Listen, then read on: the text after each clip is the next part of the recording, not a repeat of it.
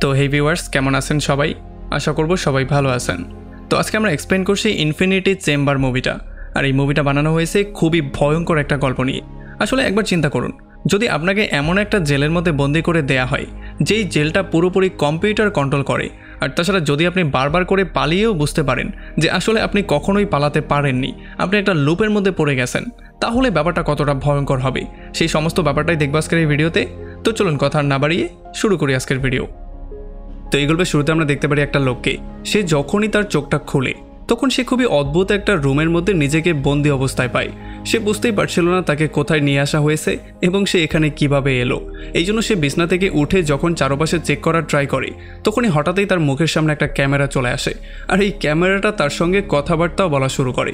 আসলে ক্যামেরার পেছন থেকে একটা লোকের আওয়াজ আসছিল, যে কিনা প্রথমে তাকে গুড মর্নিং বলে আর এই পরিবেশে সে কেমন ফিল করছে সেই ব্যাপারগুলো জিজ্ঞেস করে। তবে এখন পর্যন্ত সে বুঝতে পারছিল না তার সঙ্গে হচ্ছেটা কি। আসলে তার প্রিভিয়াস জীবনের কোনো কিছুই তার মনে নেই। তার শুধু এতটুকুই মনে আছে তার পেছন থেকে তার মাথায় কেউ বাড়ি দিয়েছিল, আর যখনই সে চোখটা খুলেছে তখন সে নিজেকে এখানে আবিষ্কার করেছে। আর তখন আমরা দেখতে পারি ক্যামেরার মধ্যে সেই বয়েসটা তাকে তার নাম জিজ্ঞেস করে। আর তখন কয়েদি বলে যে আমার নাম হচ্ছে গিয়ে ফ্র্যাঙ্ক। তখন এই ক্যামেরার মধ্যে থেকে তাকে বলে যে আমার নাম হচ্ছে হবার্ট, আর আমাকে বানানো হয়েছে তোমার সমস্ত ব্যাপারগুলো দেখাশোনা করার জন্য। আর তখনই ফ্র্যাঙ্কের মনে পড়ে যে যখন তার মাথায় বাড়ি মারা হয়েছিল তখন তাকে অ্যারেস্ট করা হয়েছিল, তবে সে এই ব্যাপারটা খুব ক্লিয়ারলি জানে যে সে কোনো অপরাধী করেনি। তবে তখন হবার্ট তাকে পরামর্শ দেয় যে তুমি এদিকে চারপাশে একটু ঘোরাফেরা করে চারপাশটা দেখে নাও, যাতে করে তোমার মাইন্ডটা একটু শান্ত হয়, কারণ এখন তোমার মাথা প্রচণ্ড গরম আছে। তবে এইটা শোনার পরে ফ্র্যাঙ্ক একটু বেশি হ্যাপি হয়ে যায়, কারণ তার মনে হচ্ছিল যে বাইরে হাঁটা চলার বাহানা করে সে হয়তো বা এখান থেকে পালিয়ে যেতেও পারবে। তবে আসলে তাকে বাইরে পাঠানোর জায়গায় উল্টো তার দিকে একটা ট্রেডমিল ঠেলে দেওয়া হয়, যেইটার উপরে তাকে হাঁটতে বলা হয়। এটার জন্য ফ্র্যাঙ্কের মাথা প্রচণ্ড গরম হয়ে যায়। আর তখন ফ্র্যাঙ্ক তার জীবনের আরও কিছু স্মৃতি মনে করতে পারে। আমরা দেখতে পারি ফ্র্যাঙ্ক তার রুমের মধ্যে যখন ছিল তখন সে গোসল করে ফ্রেশ হয়ে তার কুকুরকে এসে খাবার দেয়।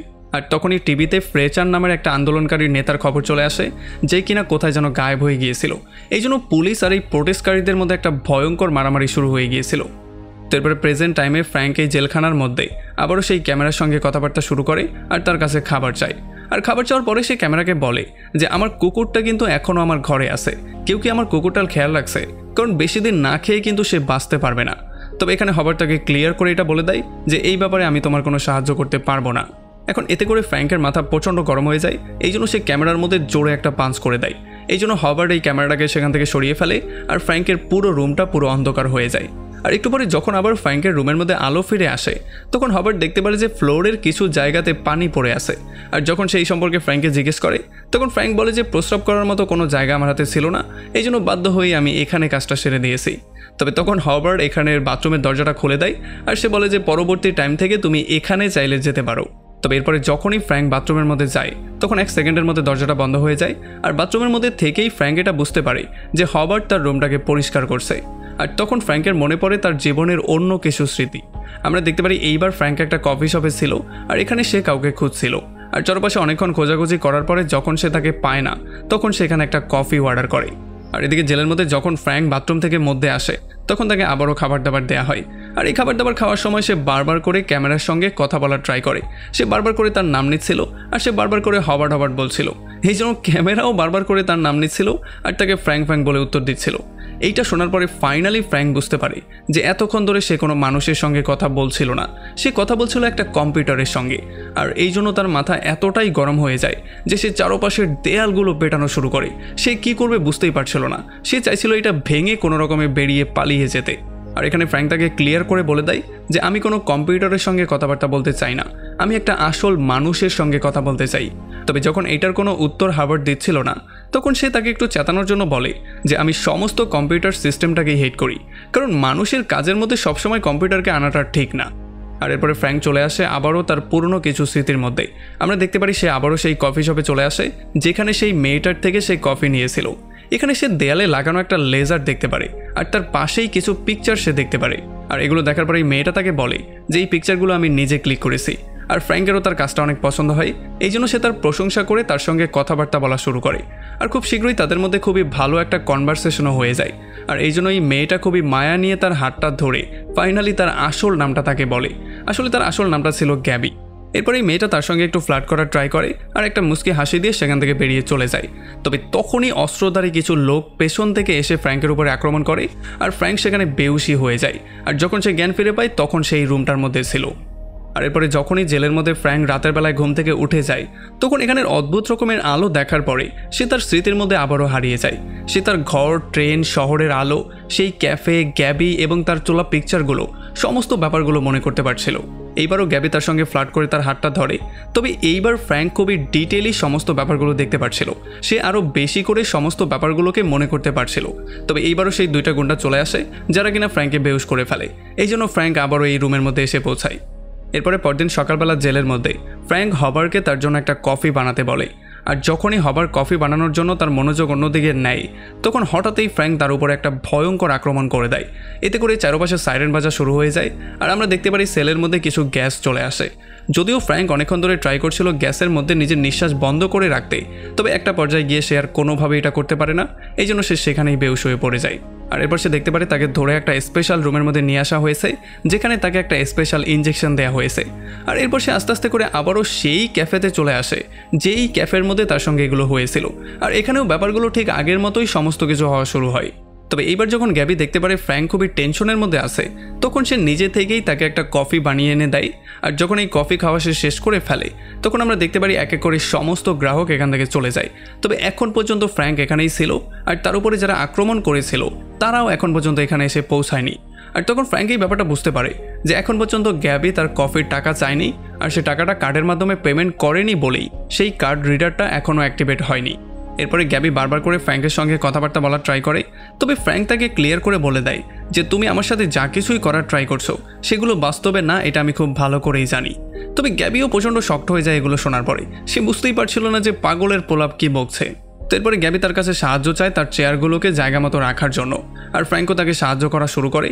তবে বারবার করে সে সেই স্ক্যানারটার দিকেই তাকাচ্ছিল। আর যখন সে স্ক্যানারের রিমোটটার দিকে তাকায় তখন সেই ব্যাপারটা ক্লিয়ারলি বুঝতে পারে যে এখানে আসলে অন্য কারো আইডেন্টিফিকেশন নাম্বার উঠছিল। আর তখনই বন্দুক ধারণ করা সেই লোকগুলো তার পেছনে চলে আসে আর হঠাৎই তাকে শ্যুট করে দিলে আমরা দেখতে পারি যে ফ্র্যাঙ্ক আবারও সেই সেলের মধ্যে এসে পৌঁছায়। এখন ফ্র্যাঙ্কের ব্যাপারটা ক্লিয়ারলি বুঝতে পারে যে আসলে ভুলটা কোথায় হয়েছিল। আসলে যেই দুইটা পুলিশ অফিসার কফি শপে এসেছিল তারা ভুল আইডেন্টিফিকেশনের নাম্বারের কারণে অন্য জায়গায় ফ্র্যাঙ্ককে ধরে নিয়ে এসেছে। তবে এখানে হবার তাকে ক্লিয়ার করে বলে দেয় যে এই আইডেন্টিফিকেশন চেকার কোনোভাবেই ভুল করে না। তবে ফ্র্যাঙ্ক তাকে ক্লিয়ার করে বলে দেয় যে আসলে সিস্টেমের একটা গ্লিচের জন্য অন্য কারো আইডেন্টিফিকেশনের নাম্বারের সাথে আমার নাম চলে এসেছে, এই জন্যই এই কাজটা হয়ে গেছে। আর এরপর সে তার স্মৃতির মাধ্যমে ব্যাপারগুলো মনে করে হার্বার্টকে সেই আইডেন্টিফিকেশন নাম্বারটা বলার ট্রাই করছিল। তবে সে পুরোটা বলতে পারছিল না। তাই এগুলো মনে করার জন্য এখন আবার ফ্র্যাঙ্ককে তার স্মৃতির মধ্যে ব্যাক করতে হবে। এই জন্য সে একটা চেয়ার এনে সেই লাইটের সামনে বসে আর যখন সে খুবই মন দিয়ে লাইটটার দিকে তাকায় তখন সে আবারও তার স্মৃতির মধ্যে ব্যাক করে। এইবার তার চোখটা খুলে তার ঘরের মধ্যে। আর এবার আমরা দেখতে পারি ফ্র্যাঙ্ক সমস্ত ব্যাপারগুলো খুবই নিখুঁতভাবে দেখতে পাচ্ছিল। আর এরপরে রাতের বেলায় যখন সে তার শহরের মধ্যে হাঁটছিল তখন হঠাৎই পাশে একটা বিশাল বড় ব্লাস্ট হয়ে যায়।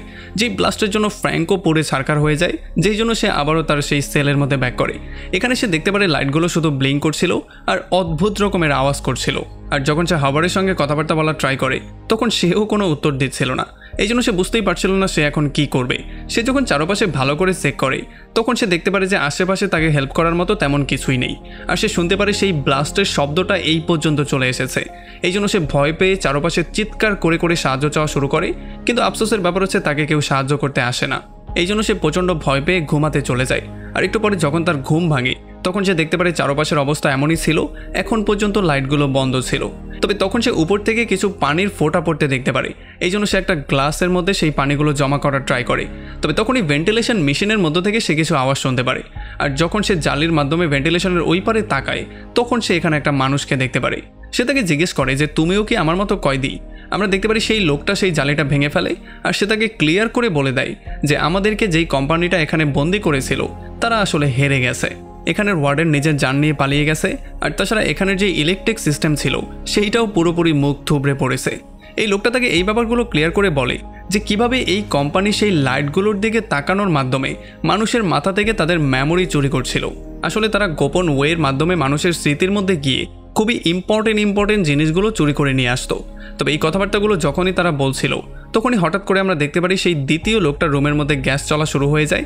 আর যতক্ষণে ফ্র্যাঙ্ক কিছু বুঝতে যেত তার আগেই গ্যাসে তার রুমটা পুরোপুরি ভরে যায়। ফ্র্যাঙ্ক চাইলেও তার কোনো সাহায্য করতে পারে না, আর খুব শীঘ্রই সেই লোকটা সেখানে বেহুশ হয়ে পড়ে যায়। আর আমরা দেখতে পারি যে ফ্র্যাঙ্কও সেখানে বেহুশ হয়ে যায়।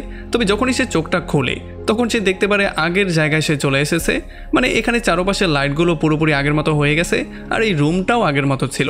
আর খুব শীঘ্রই সে আবারও তার সেই স্মৃতিতে ব্যাক করে যেখানে ক্যাফের মধ্যে সে গ্যাবির সাথে ছিল।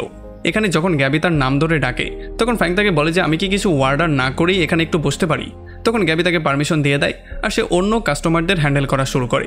তবে খুব শীঘ্রই সে স্ক্যানারটা অ্যাক্টিভেট হয়ে যায়, এই জন্য ফ্র্যাঙ্ক গিয়ে লুকিয়ে পড়ে, কারণ সে আবারও সেই জেলের মধ্যে ব্যাক করতে চাইছিল না।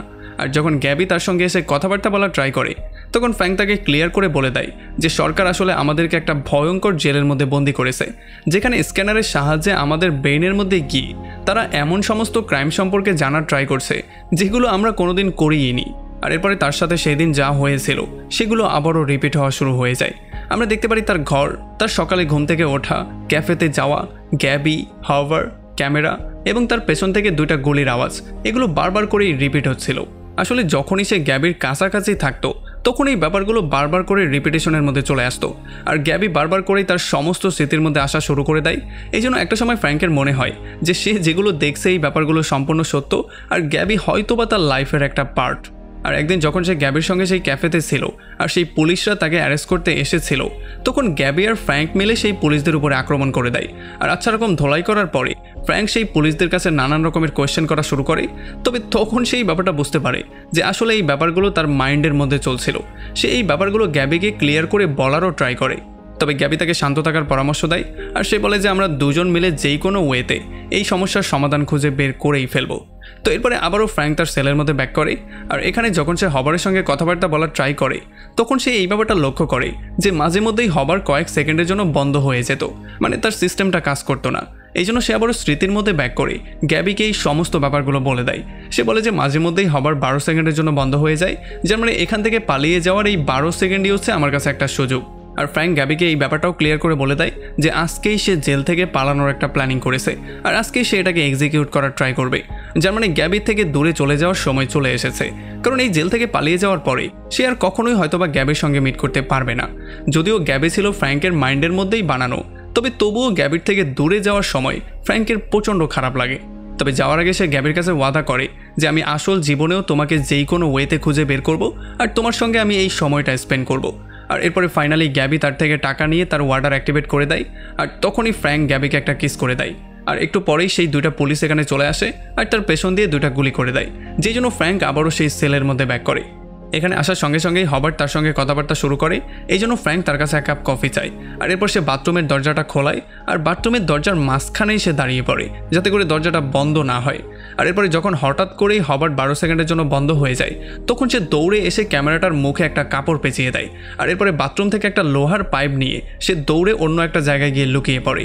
তবে একটু পরে যখন আবারও হবার্ট চালু হয়ে যায় ততক্ষণে রুমের মধ্যে রুমটা পরিষ্কার করার সেই রোবটটা চলে আসে।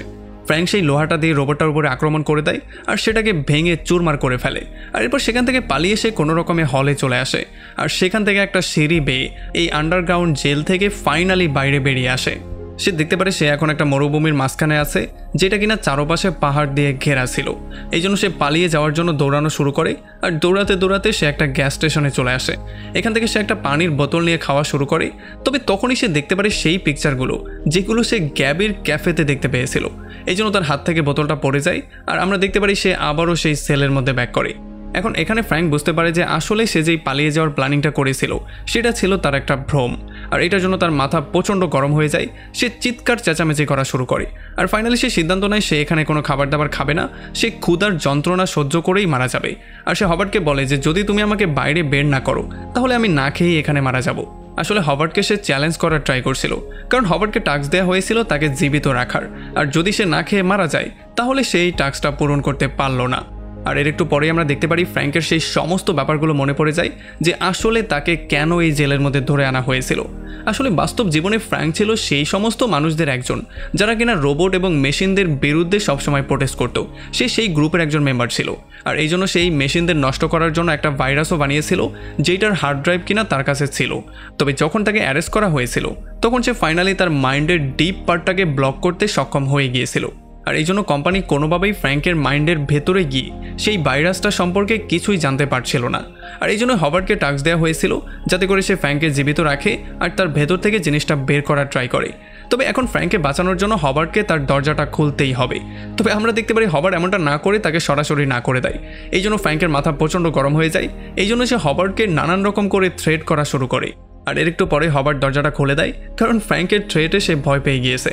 এই জন্য ফ্র্যাঙ্ক জলদি করে যখন বাইরে আসে তখন সে এখানে একটা রিমোট কন্ট্রোল পেয়ে যায়। সে দেখতে পারে এখানে আসলে কেউই ছিল না এটাকে কন্ট্রোল করার মতো। আর এখানে সে নিজেই এটাকে কন্ট্রোল করে হবার্টকে দরজা খোলার জন্য থ্যাংক ইউ বলে সারা জীবনের জন্য গুড বাই বলে বেরিয়ে চলে আসে। এরপরে যখন সে বাইরে বেরিয়ে আসে তখন সে দেখতে পারে সে পাহাড় দিয়ে ঘেরা এমন একটা জায়গায় আছে যেখানে বরফ পড়ে জমেছিল। আর যখনই সে হাঁটতে হাঁটতে একটু সামনে যায় তখন সে বুঝতে পারে যে এটা হচ্ছে গিয়ে সেই জায়গাটা যেটার পিকচার সে গ্যাবির সেই ক্যাফেতে দেখতে পেয়েছিল।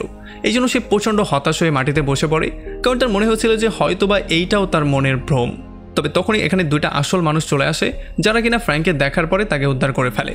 আর ফাইনালি তাকে বাসায়ও পৌঁছে দেওয়া হয়। আর আমরা দেখতে পারি টিভিতে এই খবরটাও প্রচার হয়ে যায় যে এই জেল থেকে জীবিত বেরিয়ে আসা প্রথম মানুষ ছিল ফ্র্যাঙ্ক। আসলে এই জেলটা মিলিটারিরা 2 বছর আগেই বন্ধ করে দিয়েছিল, তবে সেটার সিস্টেমটা এখনও রয়ে গিয়েছিল যেটা কিনা উইন্ডমিলের এনার্জির মাধ্যমে চলছিল। আর তাছাড়া সেখানে যেই 300 কয়েদি ছিল সেই কয়েদিদের মধ্যে কেউই জীবিত ছিল না, শুধুমাত্র কিভাবে যেন ফ্র্যাঙ্ক বেরিয়ে চলে এসেছে। এখন ফ্র্যাঙ্ক তার আসল জীবনে ব্যাক করে খুবই হ্যাপি ছিল। এই জন্য সে সেই ক্যাফেতে আবারও চলে আসে যেই ক্যাফেতে গ্যাবি কাজ করতো।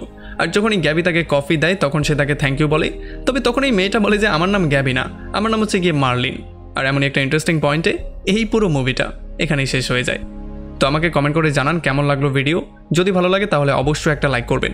ঠিক এমনই একটা লুপের গল্প আমরা অলরেডি এক্সপ্লেন করেছি যেটার নাম হচ্ছে গিয়ে ডেথ গেম। সেটা আপনি এন্ড স্ক্রিনে এখনই দেখতে পাচ্ছেন। সেটার মধ্যে এমনই একটা গল্প দেখানো হয়েছে যেখানে আমরা দেখতে পারি এমন একটা লোককে যে কিনা বারবার মরে যাওয়ার পরেও আবার জীবিত হয়ে যায়। এখন সেটা কিভাবে হয় আর কেন হয় সেটার জন্য অবশ্যই ভিডিওটা দেখতে হবে। সো এন্ড স্ক্রিনে সেই ভিডিওতে ক্লিক করে অবশ্যই সেটা দেখে ফেলুন। আর আমাদের চ্যানেলে এখনও সাবস্ক্রাইব না করলে প্লিজ করে ফেলুন। তো আমাদের দেখা হবে অন্য কোনো ভিডিওতে অন্য কোনো একদিন। Till then, take care.